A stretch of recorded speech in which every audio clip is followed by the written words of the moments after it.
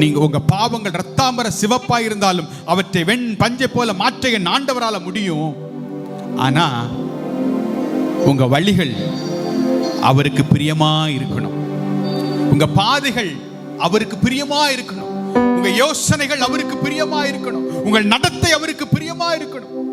அதை விட்டுட்டு செல்ல மோன நீ தலையில நின்று குத்துற பஞ்சாலும் பரலோகத்தை போக முடியாது. நீ என்னதான் தலைகளை நின்னாலும் சரி, பரலோகத்தின் வாசல கூட நீ எட்டி பார்க்க முடியாது.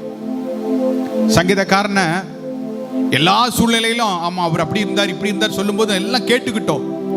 ஆனா அந்த மனுஷங்கிட்ட இருக்கிற பெஸ்ட் குவாலிட்டி நம்ம கிட்ட இருக்கான்னு யோசிச்சு பாருங்க.